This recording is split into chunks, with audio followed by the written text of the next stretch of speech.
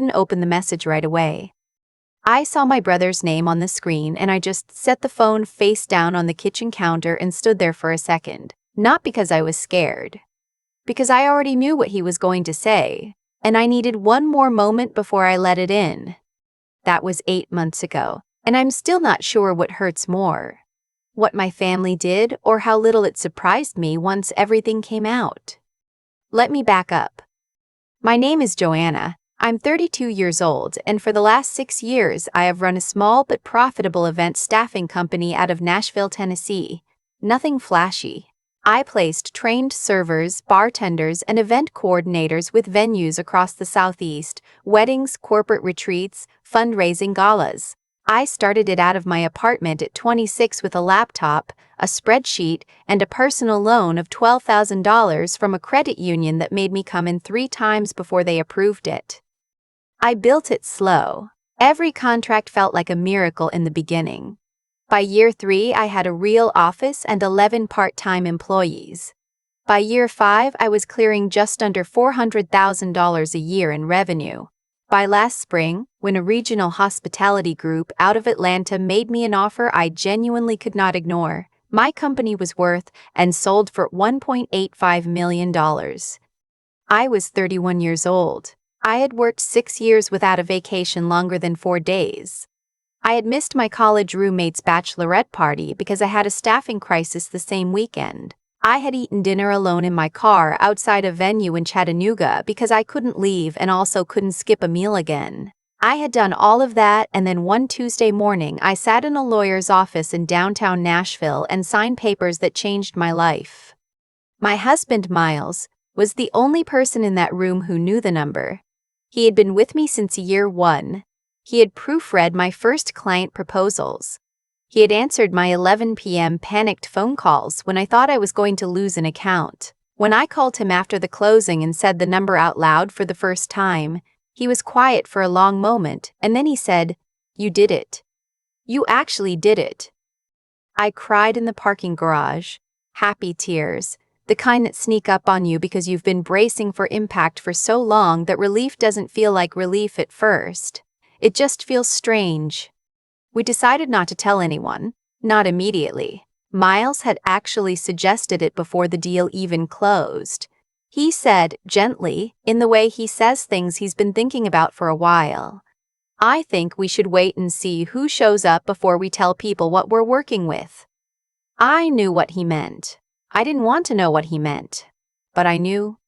My family, my mother, my older brother Curtis, and his wife Pamela, had a pattern. It wasn't malicious, or at least I'd always told myself it wasn't. It was just that money changed something in them.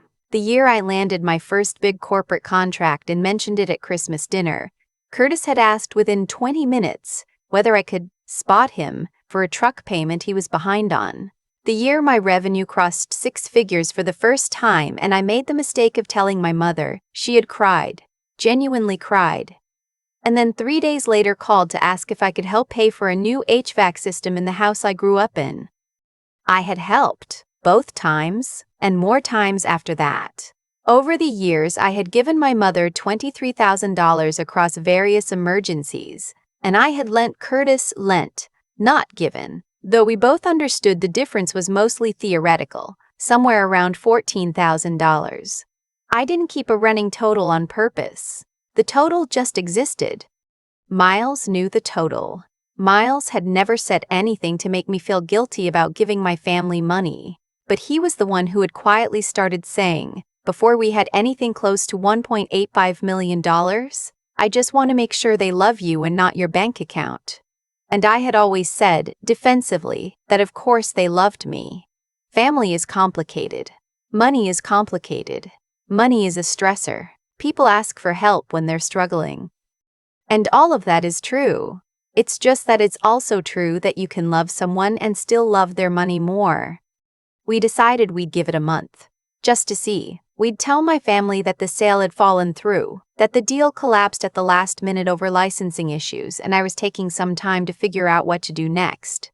Miles came up with the licensing detail. He said the more specific the fake story, the more believable it is, and the less likely anyone is to ask follow-up questions. He was right. When I called my mother and told her the deal had fallen through, she was sympathetic for about 90 seconds. She said she was sorry, that it was probably for the best, that maybe I wasn't meant to sell. Then she asked if I was still going to be able to help with the fence replacement in the backyard. She had mentioned the fence once before. It would cost around $4,800. I told her I wasn't sure about my finances right now, that I needed some time to reassess, and she said, "Of course, honey, I understand," and moved on to telling me about something that happened at her book club. I sat with the phone against my ear, and I felt something settle in my chest. Not anger. Just clarity. A quiet, unfortunate clarity. Curtis called 2 days later. I hadn't spoken to him in almost 3 weeks, which, looking back, tracked with when he knew the sale was in progress.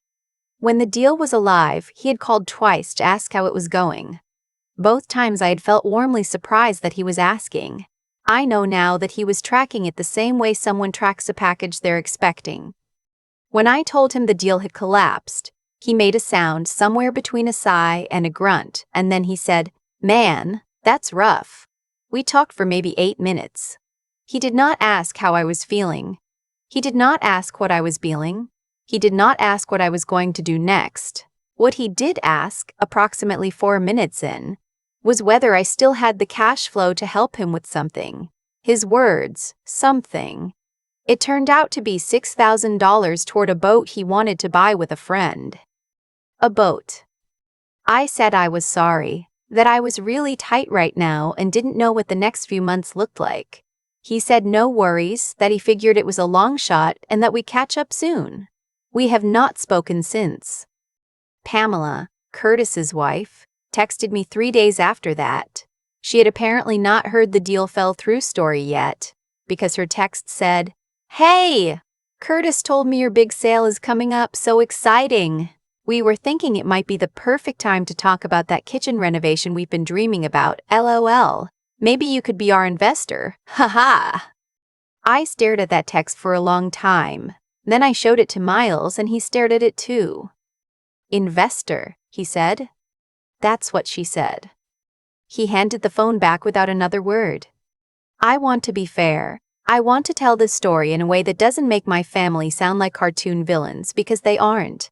They are real people who have real struggles and who genuinely believe, I think, that asking is not the same as taking, that wanting is not the same as expecting. But at some point, and I think I had been approaching that point for years before I finally reached it, you have to look at the pattern clearly. Not the individual moments, but the whole shape of it.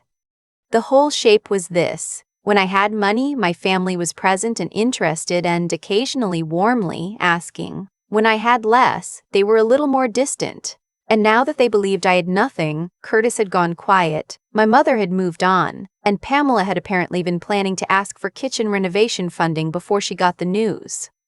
I had not set out to run an experiment, but Miles had, quietly and lovingly, and the results were not ambiguous. About 3 weeks into our month of silence, my mother called on a Sunday afternoon. This was not unusual. She called most Sundays. What was unusual was that she wanted to talk about Curtis. She said she was worried about him, that he'd seemed low lately, that she wished I would reach out more. I sat at the kitchen table and listened to her describe my brother as someone who needed support, who was going through a hard time, who could use his sister checking in on him. I asked her how she meant. She said he'd mentioned that his truck needed work, a brake job, she thought. Something like that. She didn't know the cost exactly. She just thought I should know he was struggling. I said I was struggling too. She said, "I know, sweetheart, but Curtis doesn't have your resilience." I have thought about that sentence many times since. I have thought about what it means to be told that your struggle matters less because you're better at surviving it. I have thought about whether that was meant as a compliment. I don't think it was meant as anything. I think it was just true from her perspective. Curtis needed more. Therefore, Curtis should get more. The logic was clean and unself-conscious, and it said everything. I didn't argue. I said I'd think about reaching out. I hung up, and I sat at the table for a while. Miles came in from the backyard and looked at my face and said, "What happened?" I told him. He sat down across from me and he was quiet for a moment, and then he said, very carefully, "I think you already know what you need to know." He wasn't wrong. But I needed to see it one more time, fully. I needed one moment where the curtain came all the way down, not just part way. We had a family dinner at my mother's house about 2 weeks later. We had been planning it before all of this, and I didn't cancel it because I didn't want to tip anything. I showed up. Miles came with me. We brought a pie from a bakery we both like, because I am still, apparently, the kind of person who brings a pie to the house of someone who has spent 3 weeks angling for money while pretending to be worried about me. It was fine for a while. My mother made pot roast, which she does for occasions she considers special, and we sat around the dining room table that I had eaten at my whole childhood. Curtis and Pamela were there. Their youngest was in a high chair at the end of the table. The baby is genuinely lovely. Some things remain uncomplicated. About 40 minutes into dinner, something shifted. Curtis had been quieter than usual. He had his phone on the table, which my mother hates, and he kept glancing at it. And then at some point, Pamela leaned over to my mother and said something quietly, and my mother looked at me with an expression I couldn't immediately read. Then my mother said, "Joanna, I have to ask you something and I hope you won't be upset." I said, "Okay." She said she had heard from someone, she wouldn't say who, that the sale hadn't actually fallen through, that it had gone through, that I had actually sold the company. She said she didn't want to believe it, that she was sure there was an explanation, but she'd heard the number and she needed to know if it was true. I looked at Miles. He had set down his fork. I asked her where she'd heard that.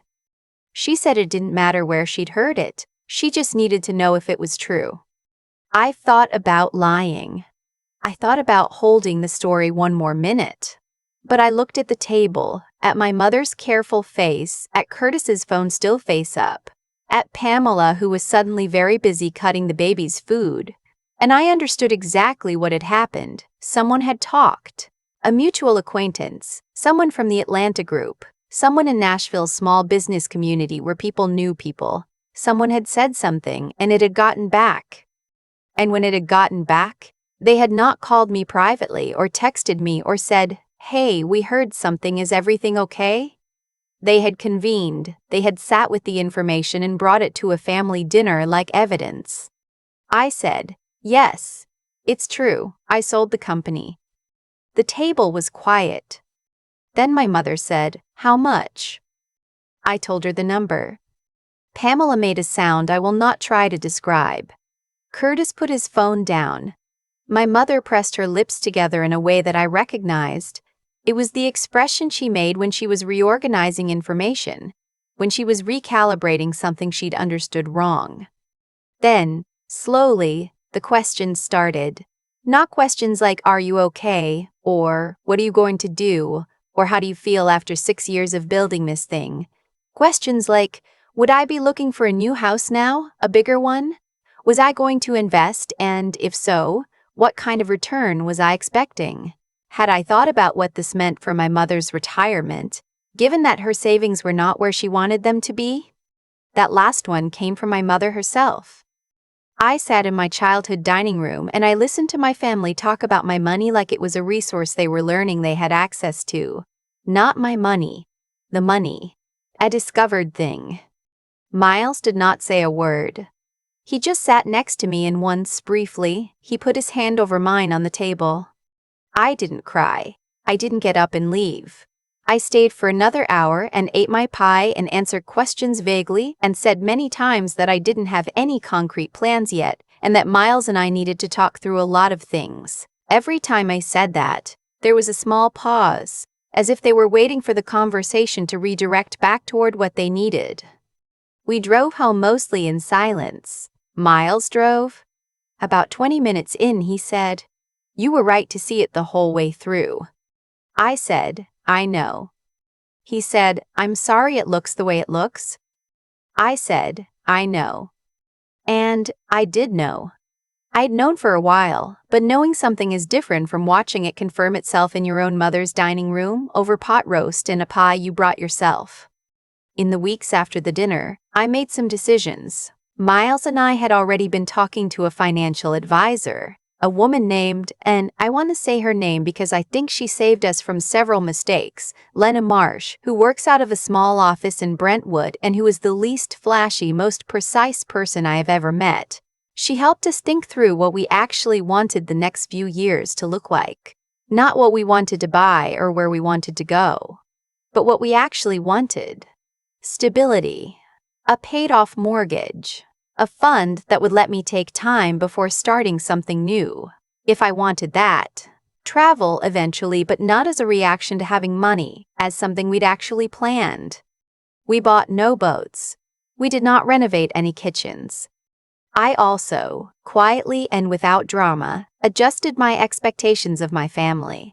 Not in a way that involved a confrontation or a speech or a list of grievances. I simply stopped offering. I stopped volunteering financial information.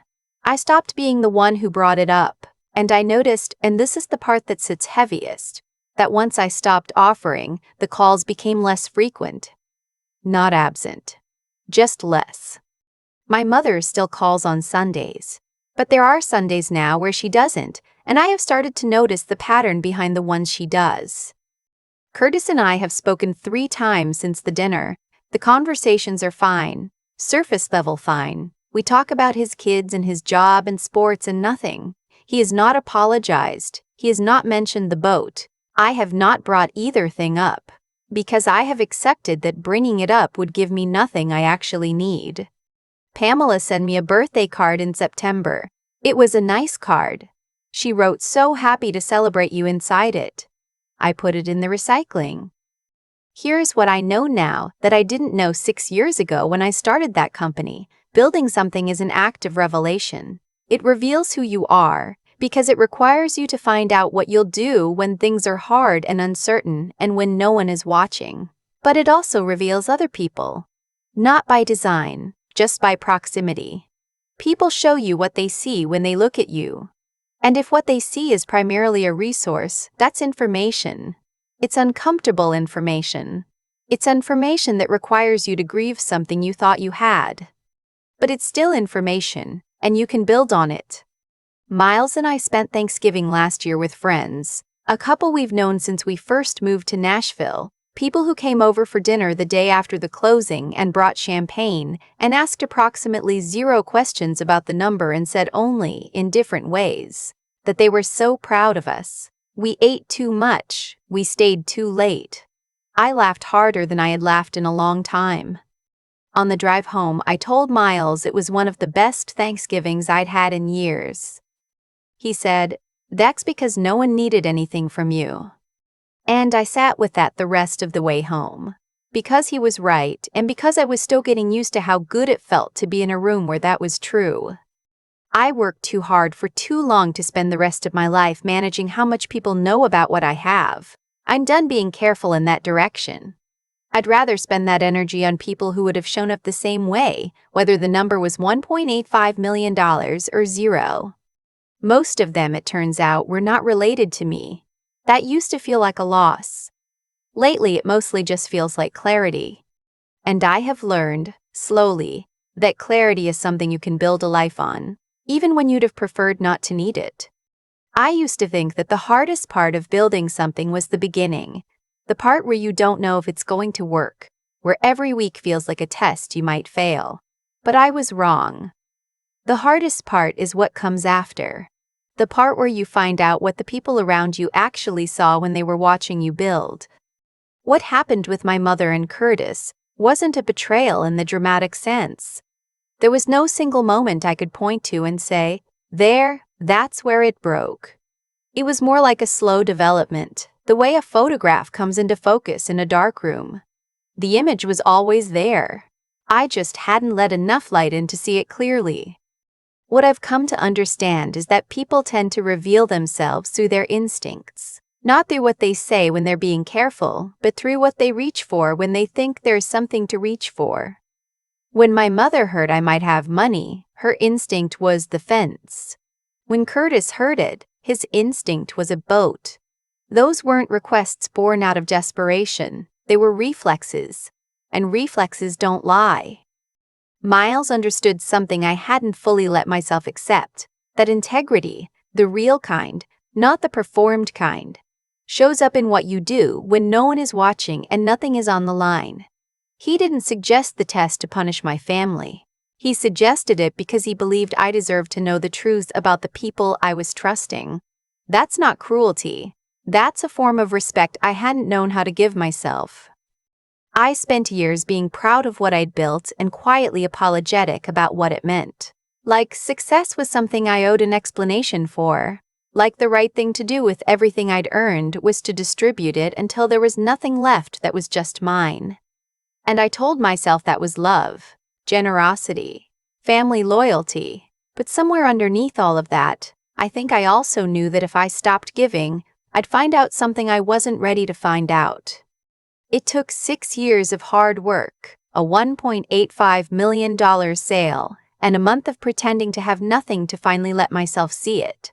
That's a long time to delay clarity, but I'm not angry at myself for it. You develop the capacity to face difficult truths at the pace your life allows. I wasn't ready before, and then quietly, I was. What I'm most grateful for, and I mean this without any bitterness, is that I didn't give up on myself in the process. There were years where I could have walked away from the company, where it would have been easier to stay small, stay safe, stop pushing. But I kept going, and that persistence turned out to matter not just financially but personally because it forced me to become someone who could handle knowing the truth. Someone who could sit at a dinner table and hear her mother ask about the numbers and not fall apart. The life Miles and I are building now is quieter than I expected, not smaller, just quieter. We make decisions based on what we actually want, rather than who needs something from us. That sounds simple. For most of my adult life, it was not simple at all. I don't know what comes next for Curtis or my mother. I hope it's good. I genuinely do. But I've stopped organizing my life around the hope that they'll eventually see me as a person rather than a resource. Some people are only capable of loving you at your most useful. That's their limitation, not your failure. And you are allowed to build your life around people who show up the same way regardless of what you're worth on paper. That, more than anything, is what this whole year taught me.